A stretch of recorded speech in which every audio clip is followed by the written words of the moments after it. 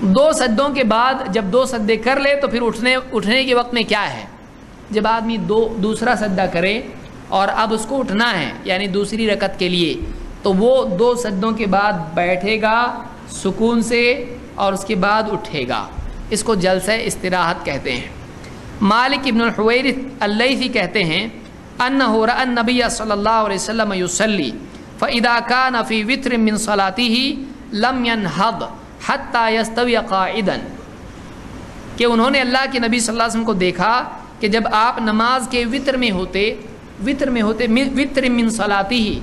اپنی نماز کی اس رکعت میں ہوتے جو وتر ہے، یعنی پہلی رکعت کے بعد آپ کھڑے ہو رہے ہیں، پھر اسی طرح سے دوسری رکعت کے بعد اتحیات سے جب تیسری رکعت کے لیے کھڑے ہو رہے ہیں، یعنی چوتھی رکعت کے لیے کھڑے ہو رہے ہیں تیسری کے بعد سے،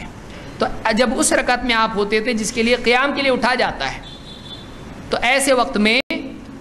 آپ کیا کرتے ہیں؟ یعنی دوسری رکعت کے لیے اٹھ رہے ہیں یا اسی طرح سے چوتھی رکعت کے لیے اٹھ رہے ہیں، کہتے ہیں یہ لم ینہض حتی یستوی قاعدا، تو آپ بیٹھ کر اٹھتے تھے، آپ کھڑے نہیں ہوتے تھے جب تک کہ ٹھیک سے بیٹھ نہ جائیں۔ آپ دیکھیے پہلی رکعت میں آدمی رکوع سجدہ کیا، اب اس کو اٹھنا ہے، بیٹھ کے اٹھے، پھر اس کے بعد رکوع سجدہ کیا، اتحیات میں تو بیٹھنا ہی بیٹھنا ہے، بیٹھ کے اٹھنے کا کوئی مطلب نہیں پیدا ہوتا ہے، پھر اتحیات سے کھڑا ہوا، اب رکوع سجدہ کیا، اب کھڑا ہونا ہے اس کو، تو اب بیٹھ کے اٹھے گا، پھر اس کے بعد چوتھی رکعت ہے، اب بیٹھنا ہی بیٹھنا ہے، اٹھنا تو ہے ہی نہیں، ابھی سلام ہے ابھی تو جن رکعات میں اٹھتا ہے آدمی ان میں کیسا اٹھے گا؟ بیٹھ کے اٹھے گا۔ تو یہ بخاری کی حدیث سے ثابت ہوتا ہے۔ تو آگے آئیے یہاں